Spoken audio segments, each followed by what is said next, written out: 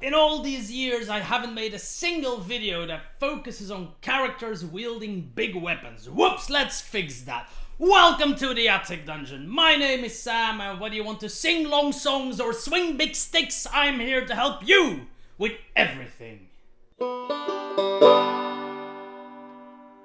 How nice of you to tune in after my summer break. Wonderful. The deal is still the same. If you like what I do, click the subscribe button, give me a like, leave a comment, just bestow your general goodwill upon me and you'll make me a very happy fellow. What better way to start a new season of the Attic Dungeon than with some weird build that somehow works. It's perfect. As I already said, we're working around great weapon fighters today. Wonderful. Of course, I could be lazy and just be the 17,000th video that showcases polearm fighter, sentry, or great weapon master. That's boring, it's been done before, so let's make something different. We're going to be fighting with big sword and big axes. We'll be doing it as a bard. Why a bard? Because I have to keep myself from building another artificer to showcase that they're very flexible, and because bard really is one of the last classes that people look at and expect to be armed with a freaking claymore, right? So, should be fun. We are building a great weapon fighting bard.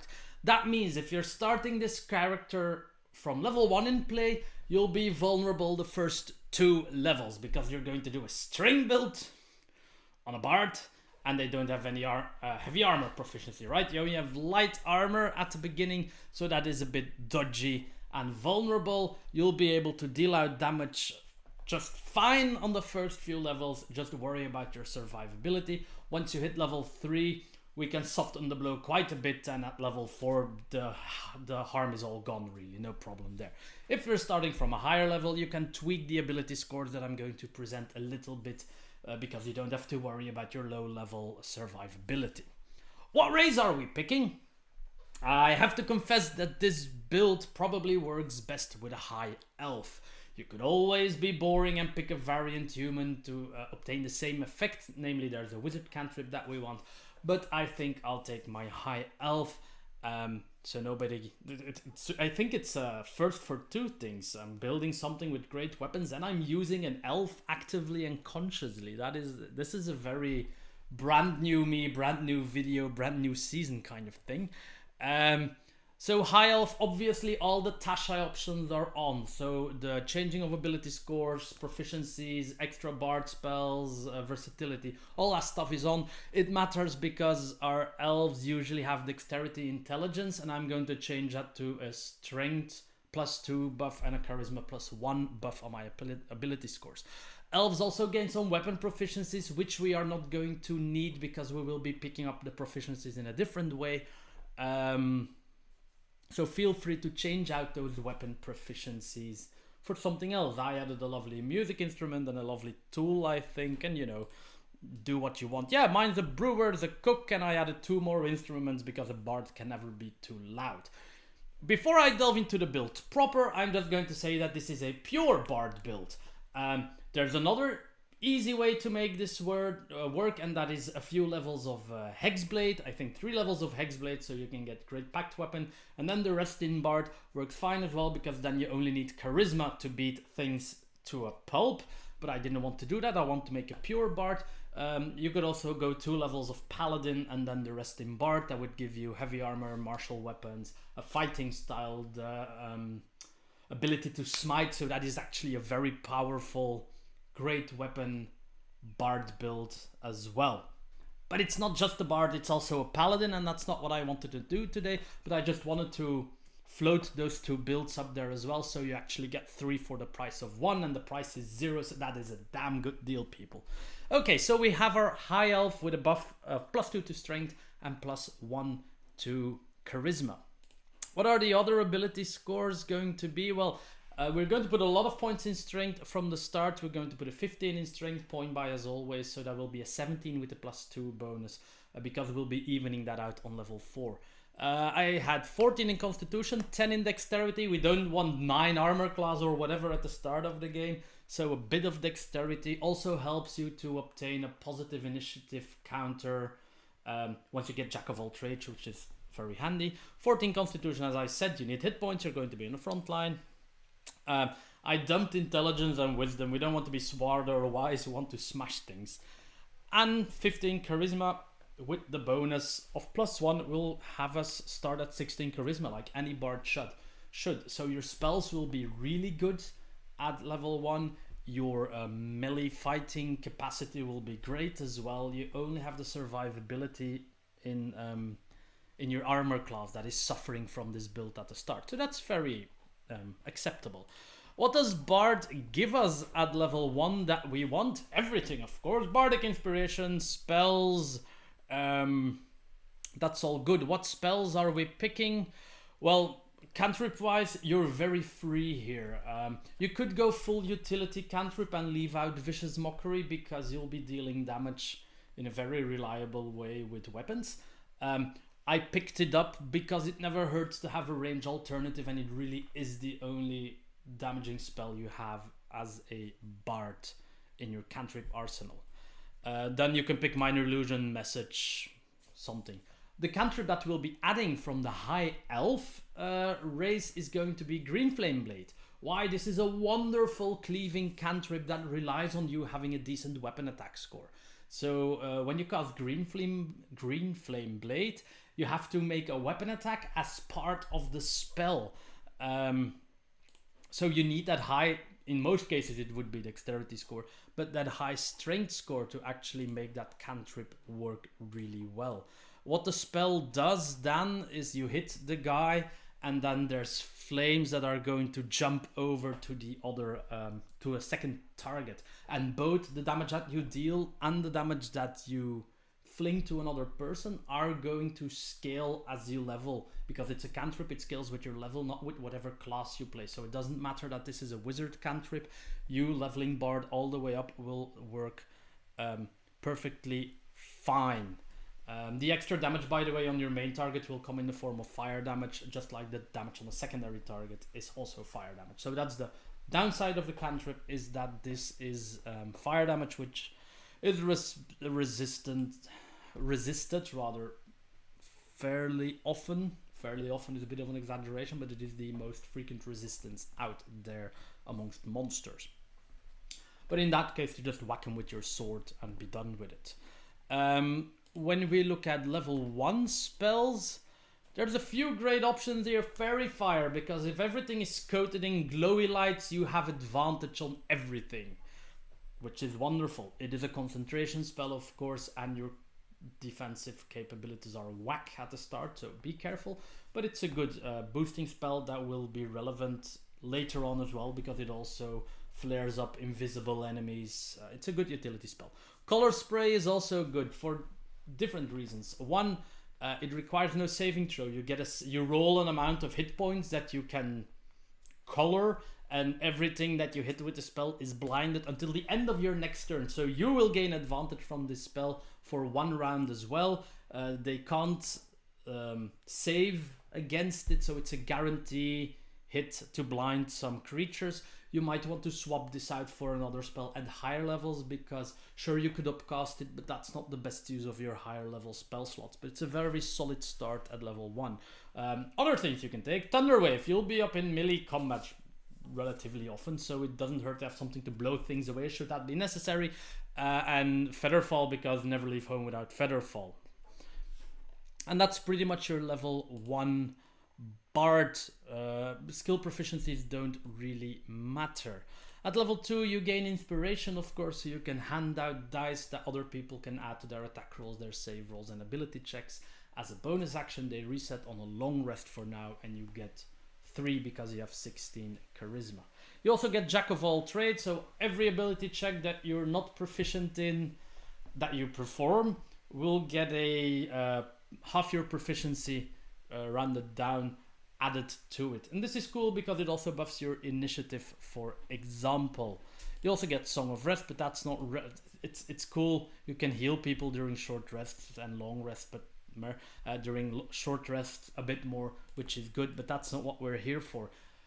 Now that you've survived level 1 and 2, the dreaded levels without any actual survivability, you enter level 3 where your survivability is going to go up. By the way, you might be asking, what weapon am I fighting with in these first 2 levels? You know how bards get a longsword proficiency, but nobody ever uses it because nobody builds a string bard? That's what you'll be taking. So when you're choosing your equipment, pick up the longsword, smash people with it. You can use it as it's a versatile weapon, so you can grab it with 2 hands, go wacky wacky, and then you still have an open hand to cast spells in other turns. So that's actually a fairly decent setup for the weird string bard that we are making. At level 3 we pick our college. It is going to be the College of Valor. There's something to be said of playing this as a College of Swords and then picking up your great weapon proficiency basically through a feat, or just doing it with a longsword as versatile, holding it in a versatile way, so 2-handed. That works as well because all of the flourishes that you can do just trigger off those weapons as well, so that's not a problem. But we're going to go for College of Valor because I also like having the proficiencies that it gives us, and I like the abilities that it gives, especially later on. What do we get out of it? It's pretty simple actually. You get medium armor proficiency, shield proficiency, martial weapon proficiencies. You also get combat inspiration, so now people can use their bardic inspiration to add to their weapon damage rolls, but they can also use them to increase their armor class. So if an attack is hitting them like barely, it's like 1 to 3 armor class above what they have, they can use this to try to deflect the blow, which is a cool defensive use of the ability. You also get expertise into skills. Do what you want with those. Level 3 also means we get access to level 2 spells. Hold person is an obvious choice here, because while you're holding something, you can whack it with your sword and you will have advantage. So that is wonderful. Other option... Oh yes, I also took a bit of an offbeat spell in the Bard list that doesn't get picked that often. But because you're a frontline fighter, this is actually, I think, going to be very useful, is Warding Wind. Basically, in a 10 feet radius around you, there will be a very, very strong wind blowing. Everybody inside the wind is deafened. It blows out any fire that's not protected. It blows away any gas or weird stuff, fog that can be dispersed with strong wind. A bit of a niche ability, but still, you got it. The area, so the entire 10-foot thing, which is going to be like a 20-foot diameter, because it's 10 foot in each direction, is difficult terrain for creatures that aren't you, and range attacks that have to pass through the warding wind will have disadvantage. That includes ranged spell attacks, so firebolt, guiding bolt. If they have to pass through the radiant, the warding wind will also have disadvantage. So yes, that was level 3 with its potentially increased armor class and level 2 spells. If you don't have immediate access to medium armor, maybe grab a shield and just wield the sword with 1 hand for a level to increase your survivability. Of course, from this level on, you can also pick up an actual greatsword or great axe and start swinging for funsies. The most important level after level 3 for this build is, lucky for us, level 4, where it is very simple. We don't take an ability score increase, well, at least not a full one. We are going to grab a feat, and that is going to be heavily armored. Is that the one? Yeah, heavily armored. So that is going to increase our strength by 1 up to 18. So we now have 18 strength, which is going to allow us to swing very nicely, and you'll get proficiency with heavy armor, and I advise you to swap out to heavy armor as quickly as you can. So now we're basically there, right? We have a big sword or a big axe, we have heavy armor, but we can also cast the full arrangement of Bard spells, and we are of course going to continue picking spells that help us get advantage on our enemies, that lock them in place, or that give us defensive capabilities. We don't need group support spells. Bugger off with those. Let the cleric and the divine soul sorcerer and the druid cast those. Another good pick but that is going to be for next level. When we reach level 5, spell wise, we gain access to level 3 spells, and there's some wonderful picks here. Hypnotic Pattern, even for you, it's a great spell, even if you're the up and front bard, because while you hypnotize a bunch of enemies, you can focus on the other guy if there's one left, or you just pick one out and nuke him down with a big sword. It's a lot easier than fighting 10 guys at the same time. I also took a weird spell because it doesn't have concentration. Motivational speech, which comes from the book, which name I keep forgetting, where you're like mercenaries in a big corporation. They also have Jim's magic missile and what have you.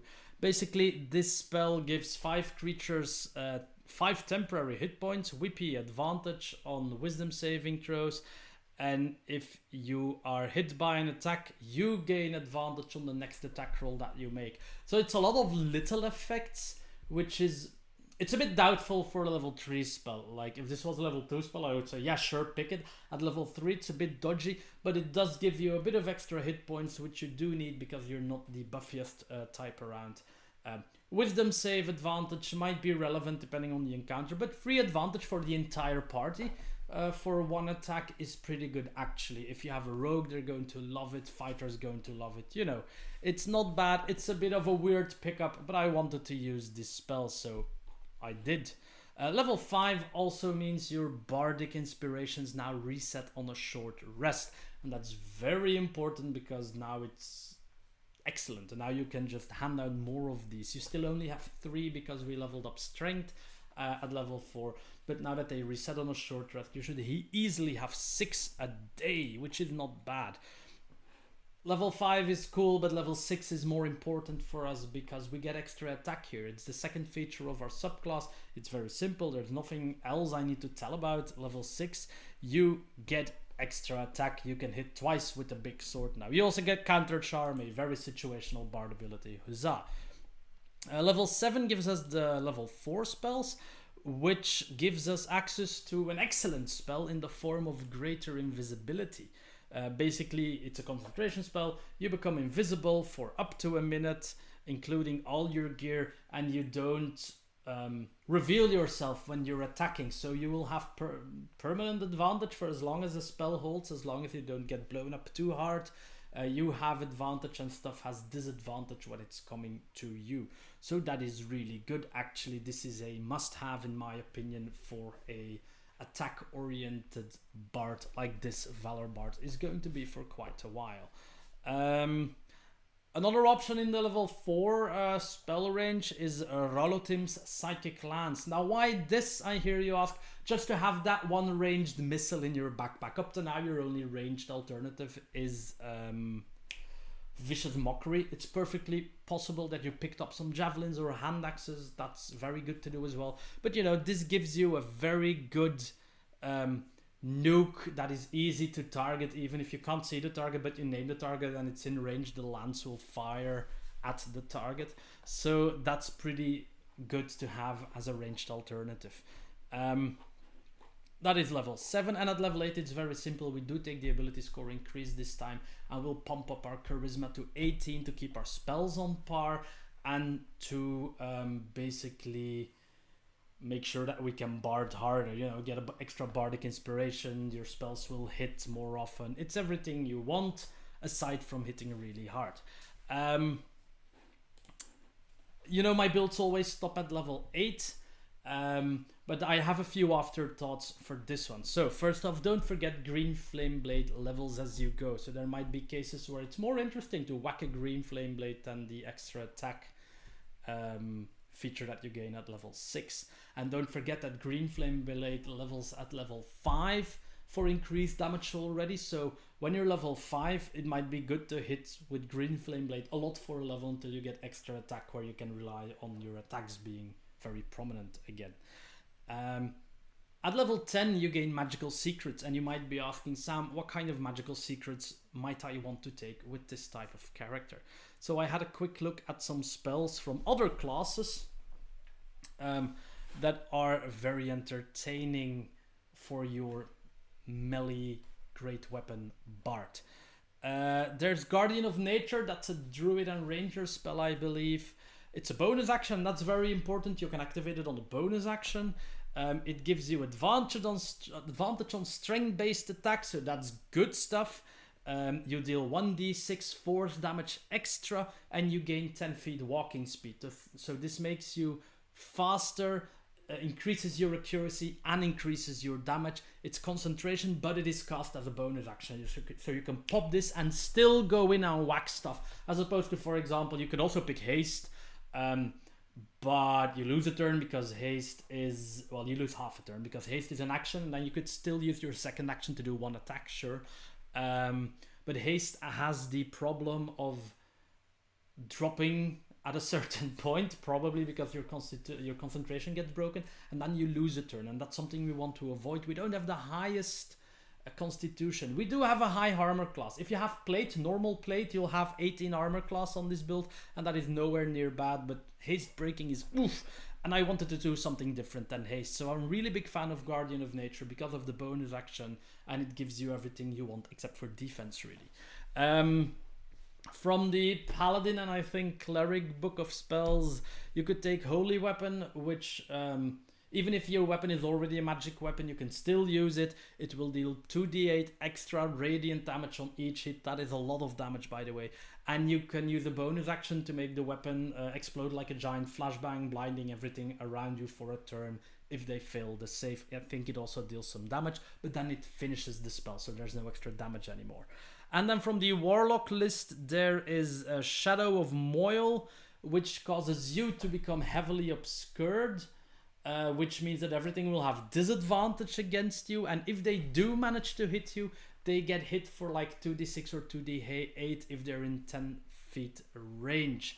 So that's a bit of a more defensive spell. I think my absolute favorite will be Guardian of Nature, to be honest, because of the versatility that it gives this build. Also, don't hesitate to, at level 12, actually pick up Great Weapon Master. It's okay, go wild, or Polar Mastery, or Sentinel, you know, you are allowed to pick up those iconic feats for the Great Weapon fighters. But at the higher levels, we first want to get that Bard build going. And obviously, I think it's a 6th level spell, might be a 5th level spell, but get Steel Wind Strike. I mean, even if it's just for the flavor of you brandishing your weapon, disappearing in a blur, chopping up a lot of enemies for a lot of damage, and then appearing somewhere. You know, it's a very Japanese anime-like big sword character attacks everyone at the same time kind of vibe, and it's fun. It doesn't get any better because you're wielding a bigger weapon. It does the same damage if you wield a dagger than when you wield a +3 greatsword. But, you know, it's a good spell to have. It's a strong attack and some mobility. So there you go. I've put you on the right road for the higher levels.